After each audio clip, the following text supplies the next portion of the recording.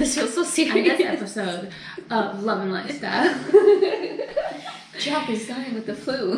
We just ate 20 tacos. Today, we are expecting to have snow, and we've been procrastinating for the past 3 hours to make this video for you guys. And now Jack is fast asleep, and we are trying to make this video for you guys.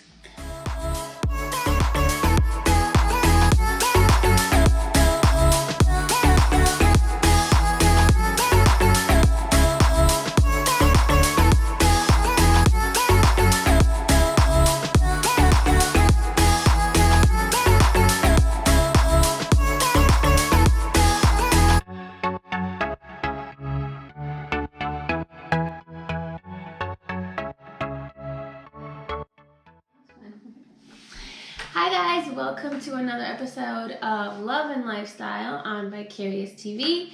Today we're going to answer a question that we've been getting a lot. Do you have to be bisexual? No. That's the big answer, but it does go into a lot of more subjects that we'll also be talking about. There's so many factors into it, so it's kind of just like, it's not really a straightforward answer. No, I feel like to start off, you have to understand that I still feel like there's so much I can learn about poly. From what I've seen so far is that there's many different kinds of poly relationships. There is people that are just like us, just like, us, Vicarious. We are, all together as one. There is no, oh, she's the main, he's the main. There is no main between us. But then there's other relationships that we have noticed that it's a girl and she dates different guys and the guys don't date each other, or...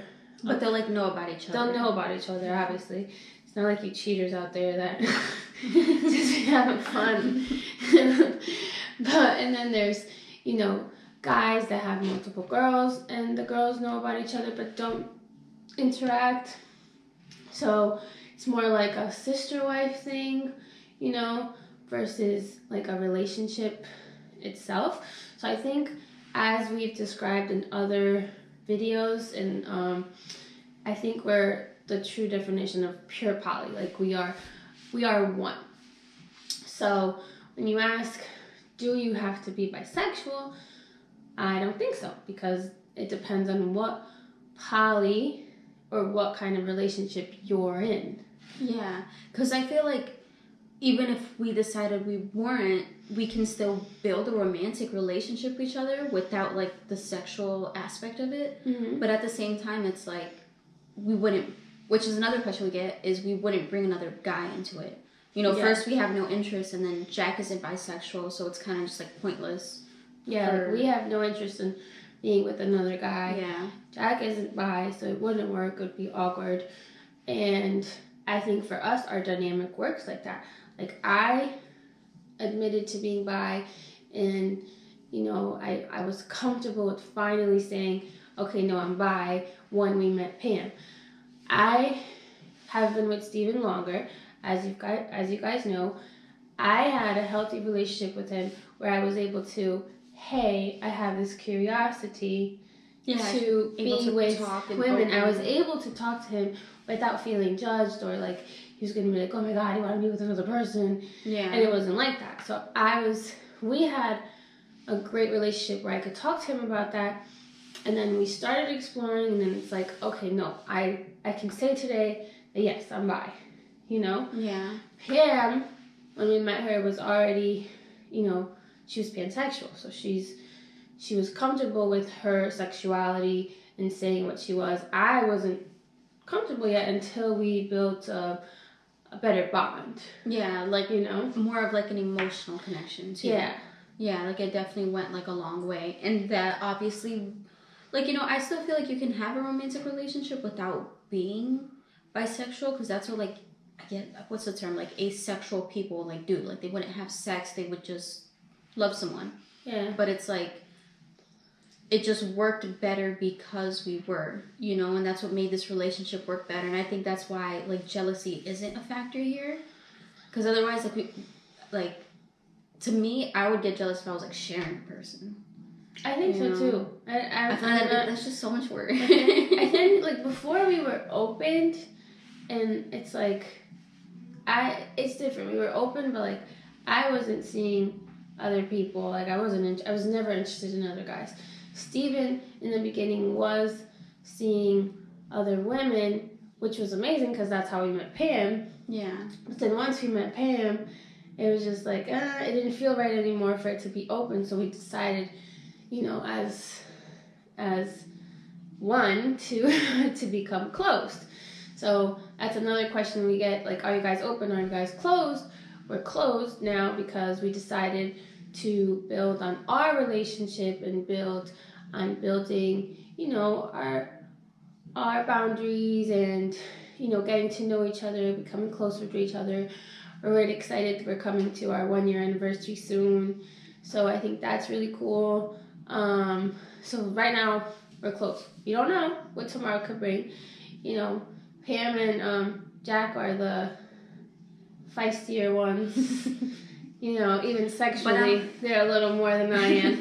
So who knows? But I'm like the feisty cry one, and Steven's like the feisty, like, in your face. So, I mean, we don't know what could happen. What we do say when people ask us that is, you should do whatever makes you comfortable. There isn't any guidelines. We can't tell you that there's a rule that you should follow. It's not like a monogamous relationship that there's these, like, untold, unspoken about rules. Like, you have to, like, obviously won't meet cheat somebody. On your partner. You have to meet somebody. You don't cheat on them. You don't do anything else with someone else. You get engaged. You get married. You have kids, and you go live your sad, miserable lives. I'm kidding. Kids are great. No, I want kids. But the point is, there's no rules. There's no set of rules. There's no guidelines that we can say, this is how we do it. I think you guys should go by what makes you happy, by what makes you feel loved, by relationships that respect you, that respect your boundaries, that respect your feelings, that, understand your family, that understand even like your where beliefs. You're from. Yeah. So, like me and Pri, we're both Brazilian. We're American Brazilian, but we're still Brazilian. And it's like Jack comes from such a different upbringing than us, Which I think is why it was so easy to like, with Pam, because we come from the same background. We understand each other. We understand each other's fears, and we understand each other's culture. And Steven will be like, but why? And we're like, because that's how it is. He's like, but why? And I'm like, no, that's how you're supposed to do it. Yeah. So, I mean, whatever you want to be. I feel like recently I'm excited that more people feel comfortable in coming out. I feel the more and more you dive into this world, the more you see that there's other worlds out there. Like, I come from a very, very, strict religious upbringing. And I didn't know that I know there were gays, but gays, I didn't even think lesbians were gays. I'm like, only as I, like, got out of my box that I'm like, wow, Pri, like, there's so much out there, like, oh my God. So I feel like now, everything's more accepted. I feel like more people can come out. Even celebrities, football players, basketball players, like, people are coming out and they feel comfortable with doing it because they just don't care what people have to say anymore. And I love that, because I lived my life for a really long time so worried about what people have to say. And who cares if you're bi? Who cares if you're gay? Who cares if you're like green and orange? Like, it doesn't matter as long as you're happy. And as long as you're in a judge-free zone, you have like, if you have multiple partners, or if you are single and are experimenting, as long as you are with people who are comfortable, you're comfortable with talking to them, and they still love you and respect you with whatever decision you decide to make. It's like, that's what adults do. It's like when you're young and you're a teenager, you're confused, but it's like, after a while you start learning, it's like, okay, that's what makes this person happy. Like, if I don't make them happy, and if my sexuality or my fetishes, like, don't make them feel comfortable, then just take a little step back, like, it's gonna be okay. All right, guys, thanks for joining into another episode of love and lifestyle, and I hope to see you guys soon.